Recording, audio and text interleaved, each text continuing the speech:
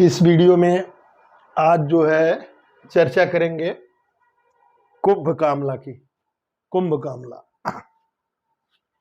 जैसा कि मैं हमेशा कहता हूँ कि जब तक आप साइंटिफिक नहीं पढ़ेंगे तब तक आपको इस चीज़ का याद नहीं रहेगा, और रहेगा भी तो उसका यूज नहीं कर पाएंगे। आप जब कभी भी किसी MBBS के उससे बात करें, डॉक्टर से बात करें, तो हर चीज़ को आपसे पूछता है ऐसा क्यों होता है, तो वहाँ पे जवाब देना, जब आप उससे अच्छा जानेंगे तो वहाँ पे जवाब दे सकते हैं, अच्छा बता सकते हैं, इम्प्रेस कर सकते हैं कि हमारे में सब पहले से ही वर्णित है। ठीक है, आज हम कुंभ कामला के विषय पर चर्चा करेंगे। कुंभ कामला क्या होता है? कुंभ का अर्थ है कोष्ठ। कुंभ का अर्थ है कोष्ठ। पुनरुच्यते महास्रोतः शरीर मध्य महानिम्न माम पक्वाशय स च इति। स च इति। महास्रोतः शरीर मध्य महानिम्न माम पक्वाशय स च इति। मतलब महास्रोत का मतलब होता है टोटल GIT। क्या लेंगे? टोटल GIT जितना हमारा आता है वो सब महास्रोत के टोटल GIT। शरीर का मध्य भाग, शरीर के मध्य और मतलब नीचे तक का, आमाशय से लेके पक्वाशय तक, ये जो है GIT की, ये पूरा कोष्ठ आता है। मतलब पूरा GIT जो है कोष्ठ मान सकते हैं। कुंभ कामला में एक श्लोक है कुंभ कामला का, कालांतर खरीभूतात कृच्छ अस्यात् कुंभ कामला। कृच्छ अस्यात् कुंभ कामला। कालांतर मतलब लॉन्ग पीरियड ऑफ टाइम। मतलब ये बता रहे हैं कि लॉन्ग पीरियड ऑफ टाइम में कामला जो है खरीभूता। भूत मीन्स परमाणु लेवल पर, परमाणु को भूत कहते हैं। भूत। खरी माने रुच। खरी माने रुच। तो कालांतर खरीभूता कृच्छ अस्याद कुंभ कामला माने डिफिकल्ट हो जाता है ट्रीट करना। डिफिकल्ट हो जाता है, इसका ट्रीटमेंट डिफिकल्ट हो जाता है जब ये खरीभूत हो जाए। खरीभूत मतलब इसमें कोई ऐसा चेंजेज हो जाए,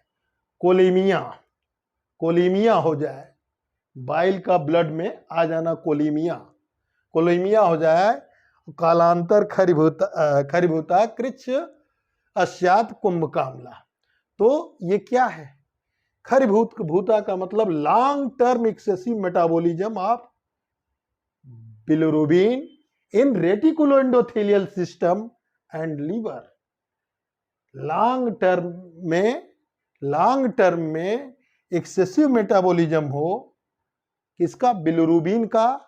वो कहां पे? RES रेटिकुलो एंडोथेलियल सिस्टम और लीवर में। इसी नाते लीवर के कंडीशन को देखने के लिए बिलिरुबिन और जो है एल्ब्यूमिन का रेशियो देखते हैं। बिलिरुबिन एल्ब्यूमिन का रेशियो इस वजह से देखते हैं कि यदि बिलिरुबिन एल्ब्यूमिन क्या करता है, बिलिरुबिन को पकड़ के जब RBC ब्रेक डाउन होती है तो एल्ब्यूमिन पकड़ के लीवर को के पास ले जाता है। और लीवर क्या करता है? लीवर करता है कि बिलिरुबिन UDP डाइग्लूकुरोनिल ट्रांसफरेज एंजाइम की सहायता से उसको ग्लूकुरोनिक एसिड से कंजुगेशन कराता है। तो इसी नाते सीरम का जो बिलिरुबिन और जो है एल्ब्यूमिन का रेशियो, माने पकड़ने वाले का रेशियो और जो कितना उसमें जो है बिलिरुबिन है, इन दोनों का रेशियो में अगर फ्लक्चुएशन ज़्यादा है सामान्य से, तो इसका मतलब ब्लड से पकड़ के बिलिरुबिन को लाने के लिए लीवर के लिए वो कम है। इसका मतलब अनकंजुगेटेड बिलिरुबिन ज़्यादा बनेगा, उसका कंजुगेशन नहीं होगा। तो कालांतर खरीभूता कृच्छ स्यात् कुंभ कामला। Advance stage of untreated haemolytic jaundice. आप जानते हैं कि अनट्रीटेड क्यों बोल रहा हूं। पहले तो जो उसने संप्राप्ति पिछले वीडियो में बताया है वो जनरल संप्राप्ति थी कामला की, और जनरल लक्षण बताए थे। लेकिन यहाँ बता रहा है उसके फैटलिटी के बारे में कि अगर इसका ट्रीटमेंट न किया जाए तब क्या होगा। कालांतर खरिभूतात कृच्छ स्यात् कुंभ कामला। Advance stage of untreated haemolytic jaundice. उसके बाद फिर excessive bilirubin metabolism take place by उष्ण गुण ऑफ पित्त। किसी चीज को मेटाबॉलिज्म होने के लिए उष्ण गुण की आवश्यकता होती है। डिटॉक्सिफिकेशन भी होगा तो पित्त ही करेगा। तो इसी वजह से एक बात और है, हर जगह आता है रोगा सर्वे अपि मंदग्नौ। सभी रोग मंदाग्नि से होते हैं। एक सेंस ये हुआ। दूसरा सेंस ये ले सकते हैं कि सभी रोगों में मंदाग्नि हो जाती है। क्यों कि मंदाग्नि इस वजह से हो जाती है कि जो पित्त है वो डिटॉक्सिफिकेशन में ज्यादा से ज्यादा यूज होगा, तो पोस्ट में क्या हो जाएगा, पित्त की डिफिशियंसी हो जाएगी। तो रोगा सर्वे मंदग्नों का दो सेंस ले सकते हैं। एक सेंस ये होता है कि सभी रोग मंदाग्नि से होते हैं, दूसरा सभी रोगों में मंदाग्नि हो जाती है।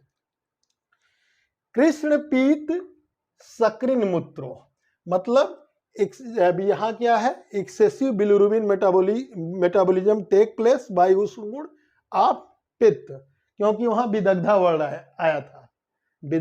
आया था।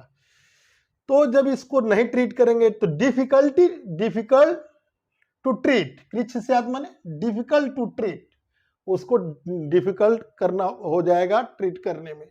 उसके बाद क्या होगा, डार्क येलो यूरिन, सक्रिन माने मल मूत्र पी डार्क येलो हो जाएंगे।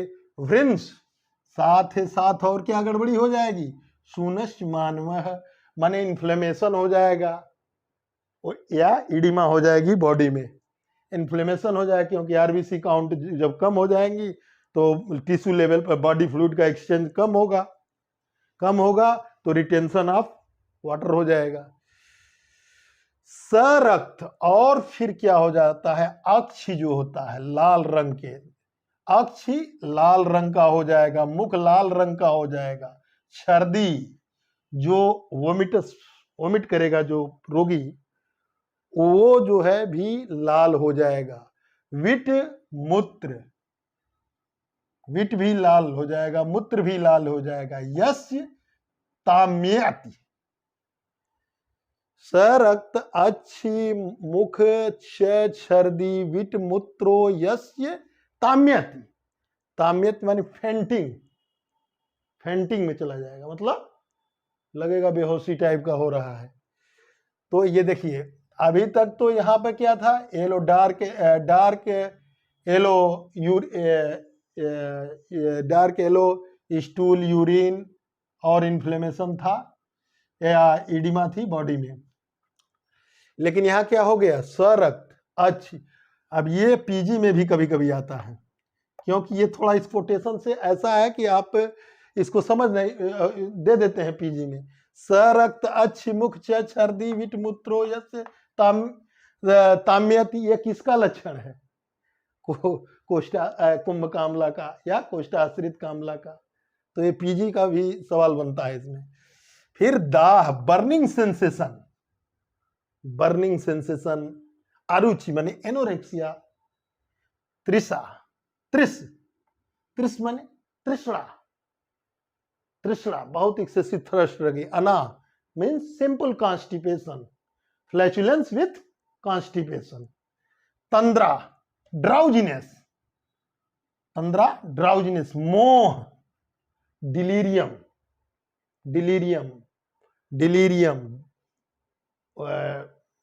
ओरिएंटेशन गड़बड़ होना। समन्वित मतलब इसके साथ जो है ऐसा लगेगा कि पेशेंट को कि दाह होगी, अरुचि होगी, तृष्णा होगी, अना होगा, तंद्रा होगा, मोह होगा, बार बार वो मूर्छित हो जाएगा। समन्वित माने बार बार मूर्छित हो जाना। नष्ट अग्नि, अब देखिए हमने कहा ना, रोगा सर्वे मंदग्नो, कोई भी बीमारी होगी आप देखिएगा कि उसमें फीवर होगा। एक बीमारी को छोड़ के, भस्मक एक बीमारी है जिसमें जो है तीक्ष्णाग्नि होती है, और एक मेदो रोग, ये दो बीमारी छोड़ के हर बीमारियों में आयुर्वेद के मैं देखता हूं, जब वो बीमारी हो जाती है तो उसमें मंदाग्नि हो जाती है, और उसमें लक्षण में लिखा रहता है। तो इस चीज को समझने की कोशिश करिए। दाह अरुचि, तृषा अनाह, तंद्रा मोह समन्विता, मतलब दाह माने बर्निंग सेंसेशन, अरुचि होगा, एनोरेक्सिया होगा, एक्सेसिव थ्रस्ट होगा, flatulence with constipation, Ana, तंद्रा drowsiness, मोह एंड समन्विता। समन्विता ने मोह, कभी कभी बार बार मूर्छित हो जाएगा, या डिसोरिएंटेशन होगा, ड्राउजीनेस होगा, उसको अब विषय से अपना जो है विषय से सम्यक रूप से ग्रहण नहीं हो पाएगा, डिलीरियम होगा, डिसोरिएंटेशन होगा। नष्ट अग्नि, अब लिखिए नष्ट अग्नि माने पूरा जो है अग्नि का नष्ट हो जाना, संज्ञा, और संज्ञा भी नष्ट हो जाना, माने कॉमा में चला गया, पहले डिलीरियम हुआ, डिसोरिएंटेशन हुआ, पहले हल्का हल्का ड्राउजनेस हुआ, फिर डिसोरिएंटेशन हुआ, फिर उसके बाद स्टपर में गया, फिर उसके बाद इसके पहले स्टपर के पहले हेलुसिनेशन में जाएगा, फिर उसके बाद जो है स्टेपर में जाएगा, फिर कॉमा में चला गया। मतलब ये स्टेजेस हैं, कॉन्शियस लेवल के स्टेजेस हैं। नष्ट अग्नि, नष्ट अग्नि मतलब अग्नि का नष्ट हो जाना, मतलब डाइजेशन पावर बिल्कुल खत्म हो जाएगी। डाइजेशन मतलब एक्सक्रीशन, एसिमिलेशन, मेटाबॉलिज्म, जो भी करने की पावर है वो सब खत्म हो जाएगी। संज्ञा, और उसके बाद क्या होगा, संज्ञा वो भी नष्ट हो जाएगी, मतलब कॉमा में चला जाएगा। क्षिप्र ही कामलावान विपद्यते, क्षिप्र ही कामलावान विपद्यते, क्षिप्र ही माने जल्दी ही रोगी मर जाता है। इसका मतलब ये जो सब बता रहा, हिपैटिक इंसेफेलोपैथी हो गया, ये जो है हिपैटिक इंसेफेलोपैथी होगा, क्योंकि हिपैटिक इंसेफेलोपैथी होगा तभी तो संज्ञा नाश होगा, या बिलिरुबिन इंसेफेलोपैथी हो, या कर्निक्टरस हो। ये, और आप जानते हैं unconjugated bilirubin is more toxic as compare to conjugated bilirubin, because unconjugated bilirubin is not water soluble.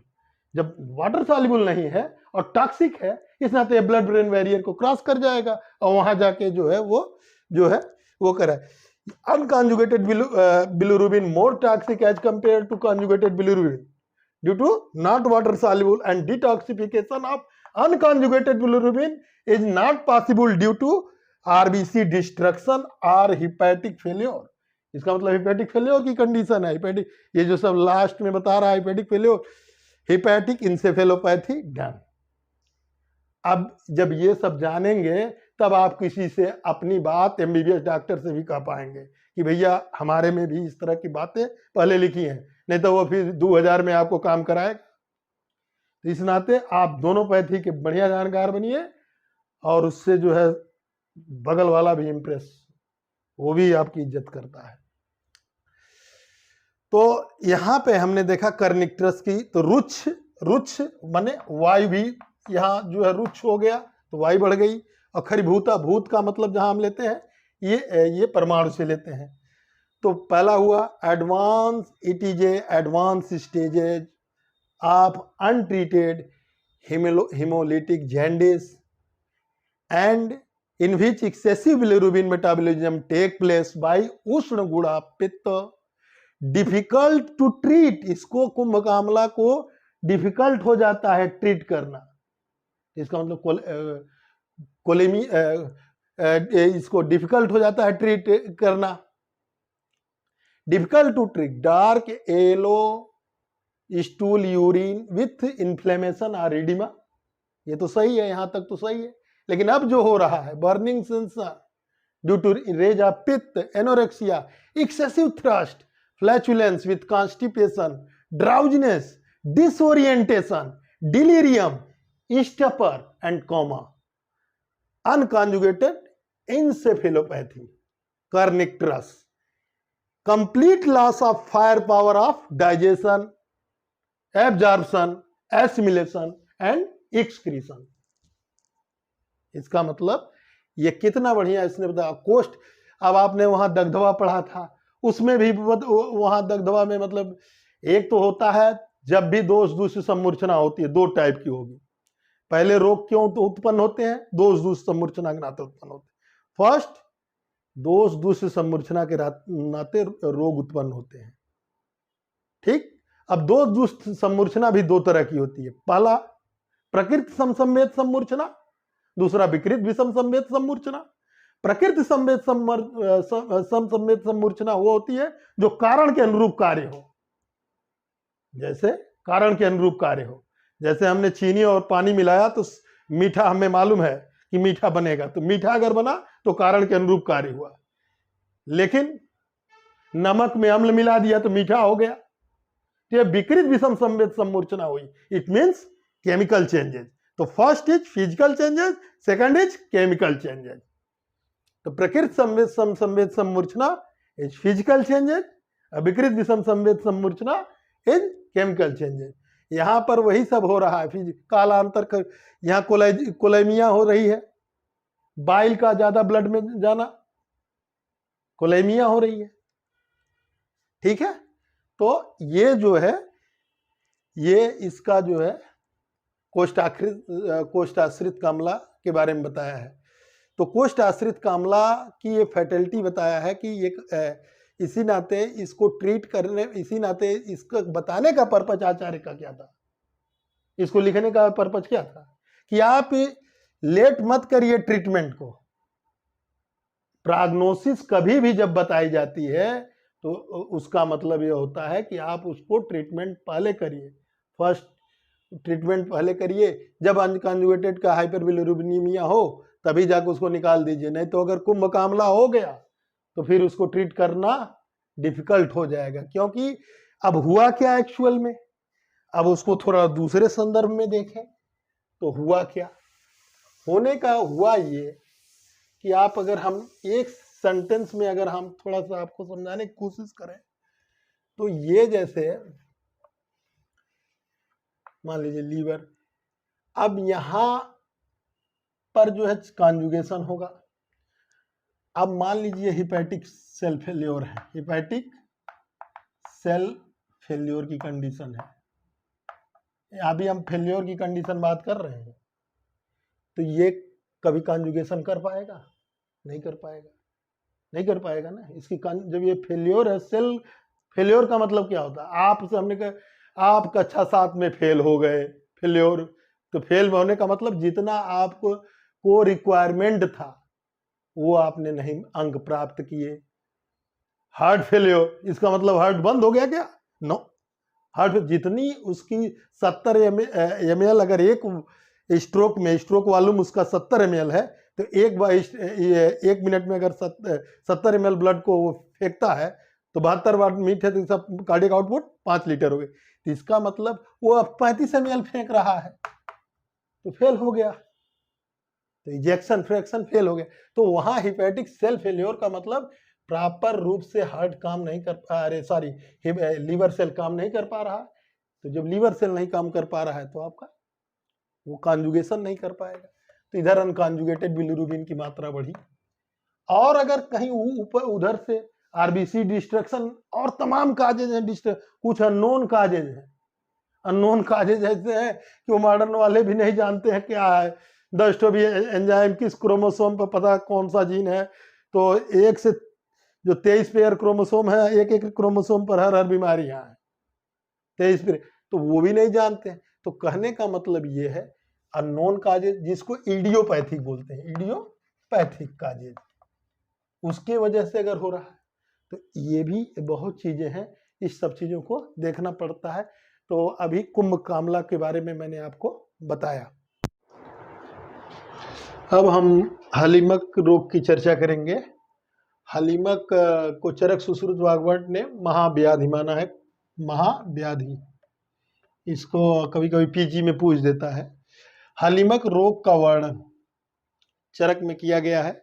चरक चिकित्सा 16/132 नंबर श्लोक है, जिसमें बताया गया है यदा तु पांडोर वर्ण, यदा जब पांडु रोगी का वर्ण श्यात हरित श्याव पीतकः।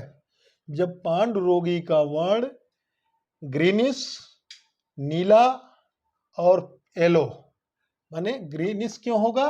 ग्रीनिश होगा बिली वर्डिन के कारण। बिली वर्डिन के कारण ये ग्रीनिश होगा, क्योंकि बिली वर्डिन का जो कलर होता है वो हरा होता है। श्याव मतलब ये नीला, अर्थात थोड़ा साइनोसिस लिए हुए। पीतक माने पीला, मतलब जब पांडु रोगी का वर्ण हरित, ग्रीनिश, थोड़ा ब्लूइश और येलोइश कलर का हो, तथा बल उत्साह क्षय, बलो उत्साह क्षय माने उसकी इम्यूनिटी, माने बल उत्साह का क्षय हो जाए, मतलब इम्यूनिटी लॉस होगी। तो जब बॉडी के इम्यूनिटी लॉस होगी तो बॉडी की एक एक सेल के कार्य फंक्शन भी लॉस होंगे, उसी हिसाब से कम होंगे। सतंद्रा, साथ में तंद्रा ड्राउजीनेस हो, सतंद्रा माने साथ में ड्राउजीनेस हो या नार्कोलेप्सी हो। मंद अग्नित्वम, मंद अग्नित्वम माने अग्नि मंद हो। अग्नि मंद क्यों होगी? क्योंकि जब भी कोई बीमारी होती है तो हमने बताया है, एक सिद्धांत है कि रोगी के अग्नि मंद हो जाती है। ऐसा क्यों होता है? क्योंकि जो रस वह और रक्त व स्रोतस का मूल होता है, वो यकृत प्लीहा जो बताए गए हैं, उसमें क्या होता है कि पूरा हमारा पित्त जो है इन्वॉल्व हो जाता है उस चीज को डिटॉक्सिफिकेशन के लिए, माने पित्त का रीडिस्ट्रीब्यूशन हो जाता है और डिटॉक्सिफिकेशन, चाहे इन्फेक्शन हो चाहे किसी और वजह से हो, उसको पित्त जो है पूरा उसका डिटॉक्सिफिकेशन करेगा, डाइजेशन करेगा, एसिमिलेशन करेगा, डाइजेशन करेगा, एसिमिलेशन करेगा, एक्सक्रीशन जब तक नहीं करे हो जाएगा तब तक पित्त उधर रिडिस्ट्रीब्यूट हो जाता है यकृत और प्लीहा की तरफ। क्यों? इस वजह से हर बीमारी में, इसी नाते मंदाग्नि रोगा सर्वे मंदग्नों का दो अर्थ में लेता हूँ। एक अर्थ में लेता हूँ कि जो है सभी रोग मंदाग्नि से होते हैं, ये ठीक है। दूसरा अर्थ ये भी है कि सभी रोगों में मंदाग्नि हो जाती है। केवल दो रोग हैं मैंने बताया, एक जो है भस्मक और मेदो रोग, इसके अलावा सभी रोगों में मंदाग्नि हो जाती है, क्योंकि पित्त ही किसी चीज को डिटॉक्सिफिकेशन के लिए यूज होता है। तो पित्त जो है सारा जब हमारा जो है अपने मूल में स्थान पे चला जाएगा तो फिर हमारा जो है कोष्ठ में तो पित्त कम ही हो जाएगा ना। तो मंदग्नित्वम। मृदु ज्वर है, माइल्ड फीवर, स्त्रीस्व अहर्षु माने loss of sexual desire, loss of sexual desire मतलब सेक्सुअल डिजायर रोगी की कम हो जाएगी।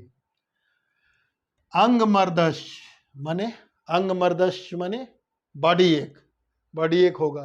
दाह, दाह का मतलब बर्निंग सेंसेशन, बर्निंग सेंसेशन।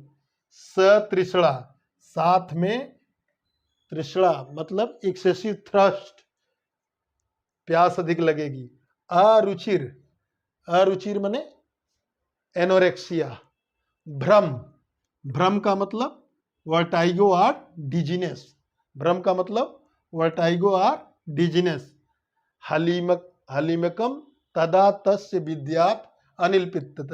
तो जब ये सब कंडीशन हो जाती है तो ये जो है वात पित्त से होने वाला इस रोग को विद्यात, वात ऐसे रोग को हलीमक कहते हैं। विद्यात अनिल पित्ततः माने वात पित्त से होने वाले इस तरह, ये पीजी में भी पूछ दिया जाता है हलीमक, ये कोटेशन हलीमक तदा तस्य विद्यात, ऐसे कंडीशन में इसी को हलीमक कहते हैं। और वो किससे उत्पन्न होता है? वात और पित्त से होता है। ये चरक, चरक जो है 16/132 का है। फिर पानकी बताया है, इसका मतलब इसमें सबसे ज़्यादा डायरिया अतिसार मुख्य लक्षण होता है इसमें, तो इस वजह से इसमें पानी का, वाटर का लॉस ज़्यादा होता है, इस वजह से इसका पानकी नाम रख दिया मुख्य लक्षण होने के नाते। इसमें है संतापो माने पायरेक्सिया, संताप मीन्स पायरेक्सिया।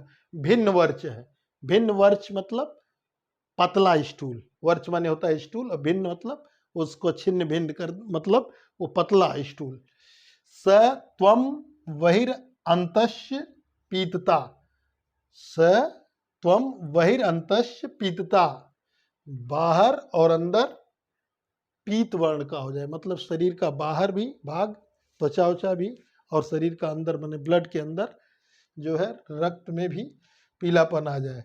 तो वहिरंतस्य पीतता, पांडुता नेत्रयोर, माने नेत्र भी येलोइस कलर का हो जाए, पांडु वर्ण का हो जाए। पांडु का संदर्भ, अगर हम पांडु के संदर्भ में देखेंगे तो पांडु का वहाँ केतकी धूल सन्निभम आया है, मतलब बिल्कुल व्हाइटनेस। लेकिन यहाँ पे जो है पांडु का पीलापन से लेंगे, ठीक है। पांडुता नेत्र, हमेशा जिस संदर्भ की बात चलती उसी संदर्भ में वो चीज को लिया जाता है, ये संस्कृत का भी नियम है। पांडुता नेत्रयोर यस्य पानकी लक्षणम भवति, इसको पानकी का ये लक्षण है, ठीक है। इसके बाद कुंभ कामला में, कुंभ कामला के असाध्यता का बताया है। ये कुंभ कामला का श्लोक ये भी माधव निदान ने बताया। ये तो दोनों श्लोक यहाँ से यहाँ तक ये तो पानकी का बता दिया है, और माधव निदान ने कुंभ कामला का भी असाध्यता का लक्षण का बताया है। जो है क्या बताया है, छर्द, छर्द माने बमन, अरोचक माने एनोरेक्सिया, हल्लास माने नौजिया, ज्वर फीवर, क्लम माने एग्जास्टेशन, मतलब थोड़ा सा भी काम करे थकावट हो जाए। क्लम निष्पीड़ित, इससे पीड़ित अगर हो तो, इससे पीड़ित हो, मतलब ये चीजें हो, क्या हो, पहले बमन हो, एनोरेक्सिया हो, नाउजिया हो, फीवर हो, और क्लम हो, माने थोड़ा भी काम करे थकावट हो जाए, इससे पीड़ित। तथा क्या और हो, श्वास हो, काश हो, अतिसार हो, अर्थो माने अतिसार हो, विडभेदी, विडभेदी माने पतला जो है स्टूल आए, ऐसा कुंभ कामला, कुंभ कामला ऐसे ऐसे इस तरह का लक्षण वाला कुंभ कामला, कोई इस तरह के लक्षण वाले कुंभ कामला असाध्य होता है। नश्यति माने यहाँ नश्यति का अर्थ नाश कर देता है, रोगी का नाश कर देता है, या असाध्य होता है, ठीक है, या असाध्य होता है। तो ये भी माधव निदान का कोटेशन है कुंभ कामला का, ये भी पूछ सकता है, ठीक है। तो आज के लिए बस इतना ही, धन्यवाद।